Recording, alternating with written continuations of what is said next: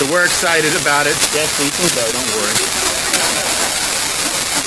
She saw the Twisty Treat ice cream on the way, and so we're not going to be able to get out of here without doing that. The $3.7 million will go toward enhancements at the Hernando County Glen Regional Wastewater Treatment Plant to achieve the state's advanced wastewater treatment standards, reducing the amount of nutrients that could negatively impact the spring.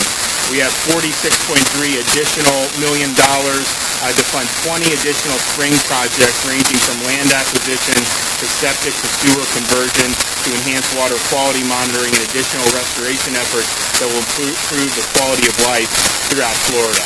So this is really exciting to be able to do this. We had a tough budget year just given the changes in the circumstances that we were facing, but I really felt it was important to preserve the environmental funding that we fought so hard for. I think that will prove to have been a wise choice and a prudent investment. Also, though, in addition to Springs funding, we are located along the Nature Coast today, and I wanted to highlight another project that we are also excited about in our administration. As some of you know, I signed HB 1061 this year to create the Nature Coast Aquatic Preserve. This preserve designation protects the water and submerged land from dredging and filling, commercial or residential docking facilities and structures, and waste discharges. It also means scientists and staff will regularly collect water quality data, including critical nutrient data that guides effective management actions that are needed to ensure the protection of the preserve and adjacent waters. The new preserve will protect 400,000 acres of seagrass and connect with 3 existing preserves, Big Bend Seagrass with St. Martin's Marsh and Pinellas County Aquatic Preserves, to form the largest contiguous stretch of protected seagrass in the entire Gulf of Mexico region. This is also the first aquatic preserve to be added to Florida's reserve system in more than 30 years. I want to thank Representative Mazzullo and Senator Albritton for sponsoring the bill. It's a big deal for both the environment and the economy, which is so reliant on Florida's robust boating and commercial and recreational fishing industries. Our state is defined by our connection to water, from clean drinking water to creating the habitat for critical and endangered plants and wildlife to supporting local economies with outdoor recreation. And the projects announced today are a major part of our effort to protect our state's water quality, not only for this generation, but for future generations as well. I want Noah to come up and discuss some of the additional details of the projects selected for Springs grant funding. Thank you, Governor. I'll mention, I think when I was a little older than Mason and Madison, I always remember when I was in North Florida, my parents would take me out to the freshwater springs of Florida, and miraculously my mother's talking points changed. In the summer it was, let's go enjoy the cool water of Florida springs, which are always between around 68 and 72 degrees. And then right around this time of year, maybe a little further into the fall, all of a sudden become, let's go enjoy the warm waters of the springs. And it wasn't until older that I caught the trick and started wondering a little bit. But they are certainly a jewel of Florida. I'd first like to thank the governor for 2 really important things that I don't want to be overlooked. The first was, thanks to the governor's leadership, under his administration, when we've been providing funding for projects like this to improve water quality for springs or other resources throughout Florida, we're now doing it with a chief science officer on board. And to have Dr. Fraser as part of our team looking through these projects and making sure that they're meeting the goal, which is make sure we've got the quantity of water needed to preserve these springs for future generations, and also that we've got the quality of water. So to have Tom on board to be able to go through these projects with the team and make sure that we're making the right choices to get as much benefit as possible for the tax dollar has been a critical change. I just have to thank the governor for that. The second is that we know we have funding. Under the governor's administration, he's had record amount of funding for water quality each year. A goal of having $2.5 billion invested in water quality over 4 years. That's just changed how we operate as an agency. We don't have to wonder, what if we don't have money next year? Do we have the funds? The only thing we have to worry about right now is getting the job done and protecting Florida's environment, and we truly thank you for that, Governor.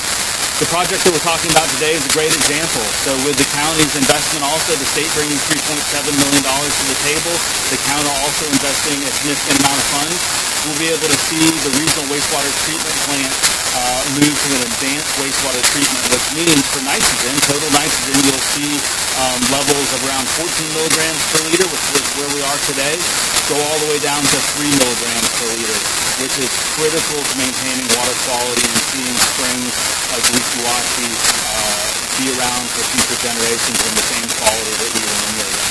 Elsewhere in Florida, you're seeing investments from the $50 million in land acquisition up in North Florida around Swanee River.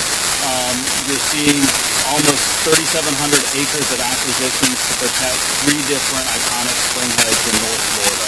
Elsewhere, you're seeing projects that invest in reuse and water conservation, making sure that as we use water for the economy of Florida, that we're taking care to make sure that there's water in the ground to sustain springs flowing again for future generations. That cumulative approach is really going to make a difference. We've got a long road to go, but with the funding and the right tools, the Chief Science Officer on board, we know we're going to do it. And Governor, thank you so much for your leadership. Thank you, Governor, and thank you for including me here today. Weeki and Wachee is also hopefully going to have a major restoration project in addition to these projects we talked here today over the next coming years, where we can restore the bank and the dredging that needs to be done to restore Weeki and Wachee. And with this governor's leadership on the environment, we talk about the Everglades for hours, but where we live, we have springs. And if you want to Google a project, you can Google Kings Bay. Crystal River is just a few miles north of here. Homosassus had funding to continue the restoration of that spring shed, and now Weeki Wachee is making significant investments here. Over the course of the next 5 years, we hope that we'll significantly finish projects, and we're restoring these back to the 1940s or 30s versions. And everyone knows what we're doing. We're moving all the limbee out of the bottom of these spring sheds. We just open up many freshwater vents, and then we're planting eelgrass to compete for the nutrients. And this governor's been a champion in not only those projects, but the second sewer project. We have to remove that nutrient load from the watersheds to make sure that we don't go back in the same position a decade or two from now. So we're very proud to work with the governor. We're going to have a trying couple of years coming up with the pandemic and things that are going on there, and Hurricane Sally. We're going to have resources to go to that area of the state again, but we're grateful that the governor's leadership is bringing us through all of these crises, and that we're able to protect our waterways and keep the water resources in the way. So thank you, Governor. Thanks for doing that. Also just mentioned, we had the jobs report today. Florida's unemployment rate was dropped 35% from where it was after the end of July. We still got a ways to go, but 7.4% was much better than what was predicted. People thought we were going to be, 15% plus unemployment for a while. The softness clearly still in Central Florida just because of the tourism. Now the theme parks are open, people are doing stuff. The convention business isn't what it was, and I think that the traffic into Central Florida internationally is obviously not what it was. So that's something that we're going to work. We want that to come back. And then Southern Florida, I think that's probably more related to some of the local business rules that have been done. And I think we really need to get them moving again going forward. But all in all, I think we've kept things going. The state, everyone, there's no state restriction on anybody going to work or anything. We want people to be able to be successful, earn a living, have their business be successful, and we're going to continue working with everybody to get us back to where we need to be. And with that, I'll take a question or two. Yeah, I think that a couple things we can say. Schools opened. The first school started opening over a month ago, and clearly the COVID numbers have gone down since then. Today, I think we reported a little bit over 2,300 COVID positive patients being treated in Florida hospitals. So that's out of almost 65,000 licensed beds. So under 4% of the beds are occupied by COVID positive patients, and that goes down, it seems, about 10% every week, and so we think that trend is going to continue. We continue to see low levels of visits to the emergency department for COVID-like illness symptoms, which is probably one of the biggest leading indicators of that. And I've asked the Commissioner of Education to work with the health about providing some of the analysis on what's happened with schools, because I think the result has been very little secondary transmission, and I think that that'd be good information for people to have. So I know they're working on getting that data and putting it out, but I think by and large, I think the K through 12 has gone well. We have over 1.1 million kids in person. That obviously is going to increase significantly with Dade and Broward coming online probably sometime the end of this month, beginning of October. Palm Beach is starting up, I believe, on Monday. So that'll be really, really good. You know, it's important to give parents this option to have the in-person schooling. And I look around the world and our country and the places that have done it. You know, they've done it. And fortunately, this is not a disease that targets the young. It tends to target the old. It doesn't mean that there's 0.00, but the risk is lower than seasonal influenza. So that's something that, you know, we've got to have that option. Now, not all parents have chosen that, and that's totally fine. We want to give them the ability to do what they want. But I would say, just having talked with folks in school districts, charter schools, private schools, that initial choice is made about in-person or not. And then as that school goes and kids are in, it's almost always the distance learners who are asking, hey, can I get my child in person? Very few in-person shift to distance once they're there. And I think it's just important for kids to be able to be there, learn, be there with other kids. And so providing that option was something we really wanted to do. We're glad we were able to do it, and we think it was the right thing to do.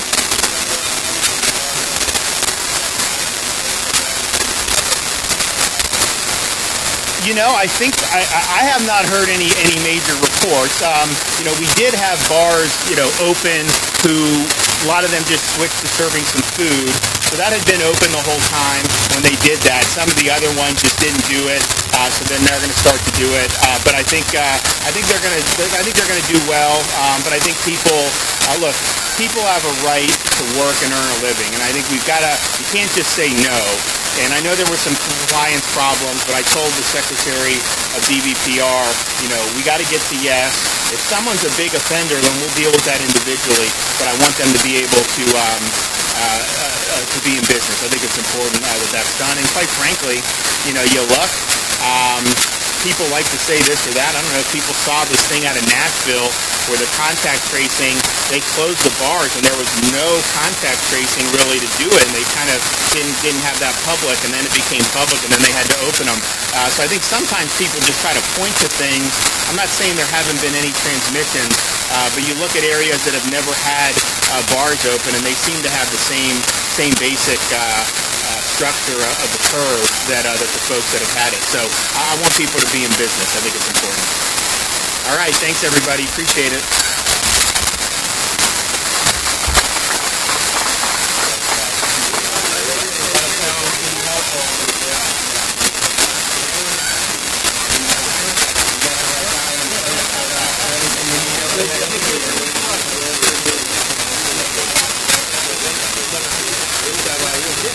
What do you want to do with that?